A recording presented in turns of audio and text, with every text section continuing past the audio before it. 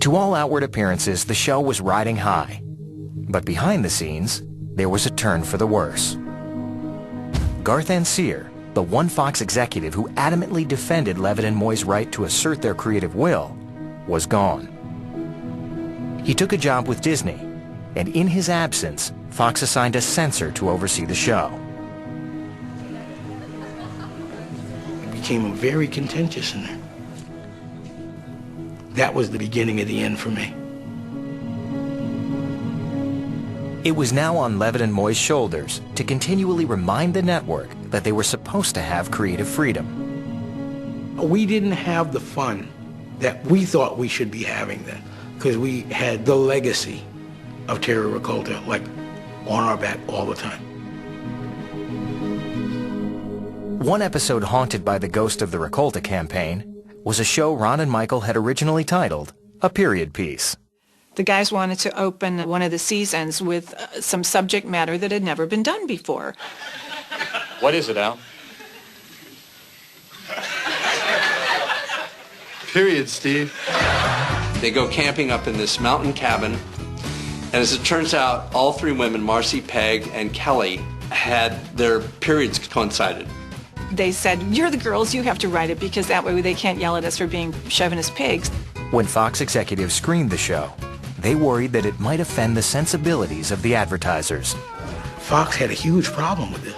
Not only did we commit a horrible sin and actually use the word menstruation, but the entire episode they had a problem with. And guys, see, these women wrote this, and see, for me to go in there and just say, now, this doesn't happen because Fox told me so. When it comes to these kind of issues, I'm gonna side with the women. Once again, Levitt and Moy fought to keep the show as is, and Fox relented, but not without one minor change. We called it a period piece, and the network panicked and called it the camping show. For the show's creators, the ongoing struggle to assert their vision was growing more and more taxing. We had started getting many more notes, many more threats of, well, you can't do this, you can't do this, you can't. And it became a trying thing. It stopped. It wasn't fun anymore. Times were tough behind the scenes, and things were about to get even tougher because one of the show's co-creators was about to leave.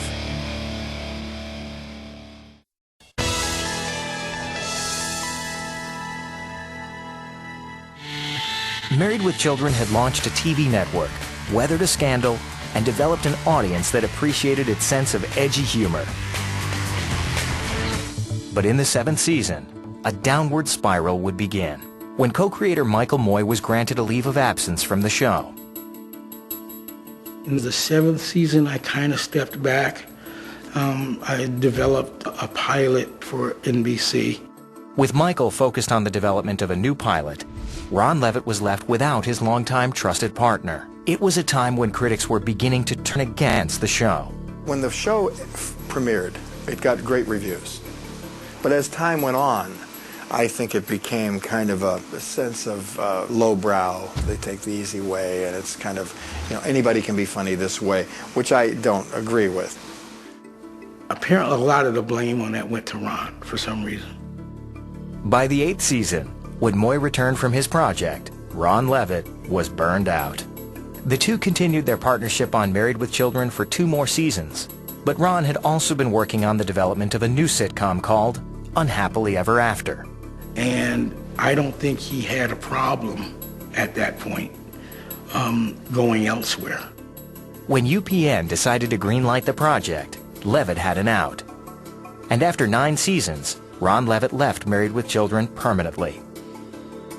Now, Michael Moy was the one flying solo.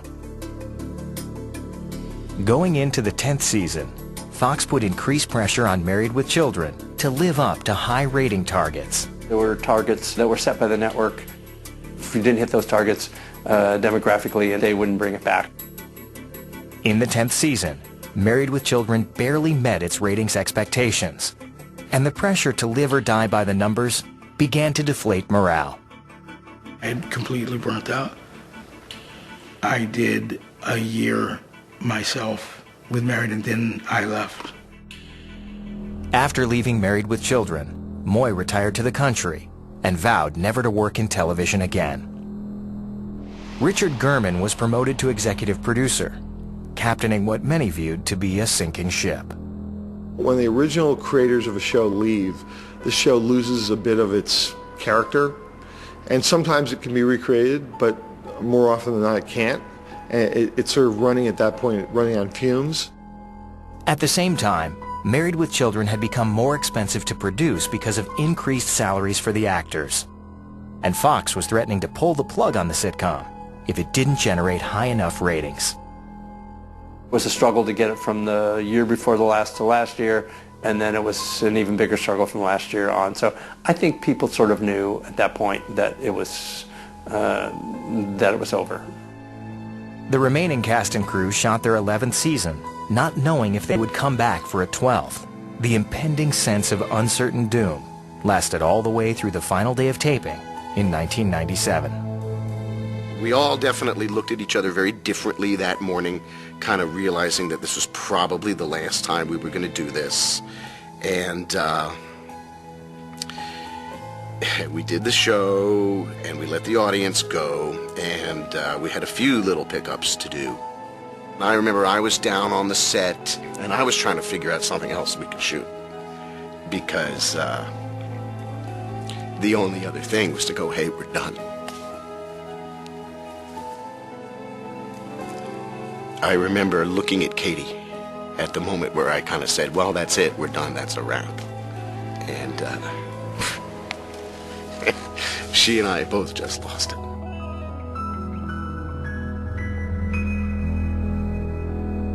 A few months later, Fox officially announced the show would not be renewed. When the show was canceled, apparently they didn't tell the cast. Ed said that he first found out when he was coming out of like a Home Depot, a fan had said, you know, hey, sorry to hear about the show. He didn't know that it wasn't coming back.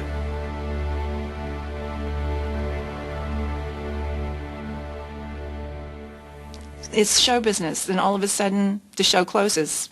Love you, honey, but the show's closed. Though Married with Children was over, its legacy would continue. Simpsons is outrageous, obviously, and Family Guy is every bit, if not more, outrageous. And Married, I would have to say, opened the door for a lot of those shows. It was the only original show that lasted. It paid the bills for a long time. It allowed other shows and other celebrities in those shows, like Johnny Depp on Jump Street, and also Tracy Ullman, because there was always this steady Married with Children audience that kept coming back and coming back. In its 11-year run, Married with Children won 7 Emmy Awards and 8 Golden Globes.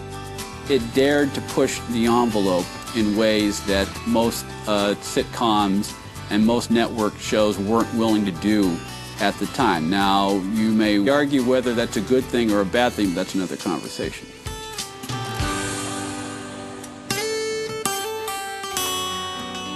On a day where I might think, oh man, what have I ever done in this world? At least I can think back and say, well, I was a part of this thing that has brought joy and laughter to literally millions and millions of people. It was funny. It was something that you sit and laugh at and not worry that I'm going to learn a lesson. No, not for this half hour, you're not. Might have seemed like a job at the time, but it seems like a gift now.